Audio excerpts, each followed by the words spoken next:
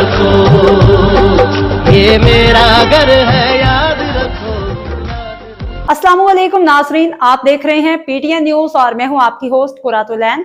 शामिल करते हैं आज की अहम खबरें। सियालकोट मोहल्ला अमानपुरा का रिहायशी बिलाल हुसैन की वालिदा का वजीर आला पंजाब मरियम नवाज आईजी पंजाब पुलिस और डीपीओ सियालकोट से अपने बेटे की बाजियाबी के लिए अपील।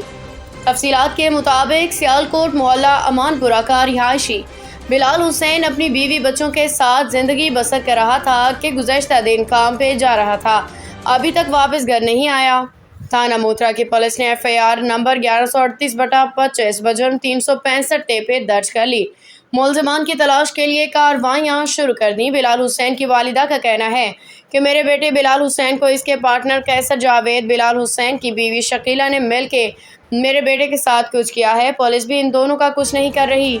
मैं वज़ीर आला पंजाब मरियम नवाज साहिबा से पुरज़ोर अपील करती हूँ कि मेरे बेटे को इन मुलज़िमान से फौरी तौर पर बाजियाब करवाया जाए, मुलज़िमान को कैफरे किरदार तक पहुँचाया जाए। बिलाल हुसैन घरों काम ते गया, लापता हो गया ते मिल नहीं रहा। 1 महीना हो गया, 11 तरीक का यह लापता है तो सानू असी हर जगह तो ढूंढने पे सानू कोई पता नहीं लगता पाया। ओदी बीवी जिहड़ी है शकीला ते कैसर, असी उन्होंने नामजद किया भी है, उन्होंने कोई फड़ाई नहीं, उन्होंने कोई फड़दा ही नहीं पिया, उन्होंने पुछदे ही नहीं पे। साडी मरियम नवाज अगे DPO अगे अपील है कि साडी है सुनाई होनी चाहिए है, मेरा बच्चा मिलना चाहिए, उन्होंने फड़िया जाना चाहिए। वो फड़े जाणगे तो मेरा पुत्र मिलना है, वो ना फड़े गए तो कोई पता नहीं लगता पाया। क्यों उन्होंने विच ही है सारा कुछ, उन्होंने पता है इस चीज़ का कि हाँ असा उन्होंने कित्थे गैब किया है, कित्थे लापता किया है। ओदी बीवी नूं सारा पता है, कैसर नूं सारा पता है, बाकी साडी कोई सुनाई नहीं होंदी पई। असीं थाणियां दे चक्कर ला थक गए हाँ, साडी कोई सुनदा नहीं पिया। साडी अपील है कि साडी अपील मंजूर की जाए, साडा बच्चा लभना चाहिए। मैं बेवा औरत हाँ, मेरा यही औलाद सहारा है। बाकी यह है कि मेरा बच्चा जिहड़ा मैनूं महीना हो गया मिल नहीं रहा तो मेरा पुत्र मिलना चाहिए।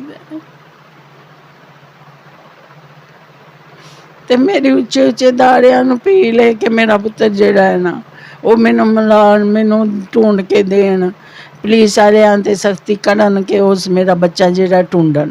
बाकी यह है कि असीं जाने हाँ, वो भी जे आंदे ने तो उन्हां नाल गलबात करके सानूं जिहड़ा तशवीशी वो भेज दिंदा है, सानूं अगों तरीक दे दिंदा फलाणे दिन आइयो। तो बाकी यह है कि साडी कोई कितले सुनाई नहीं होंदी पे। मैं हाड़े लैनी हाँ, सारे पासे खज्जल हड़ाब सारा दिन हो के आउने हाँ, बाकी साडी कोई सुनी नहीं जाती पई। मरियम नवाज अगे हथ जोड़ के अपील है कि साडी सुनाई होए, सानूं मेरा बच्चा लभना चाहिए है। मेरा यही आसरा है, मेरा और कोई आसरा नहीं। मेरा पुत्र बड़ा ही चंगा है। न्यूज स्टूडियो से फिलवक्त के लिए इतना ही। मज़ीद खबरों और अपडेट से बाखबर रहने के लिए देखते रहें PTN न्यूज।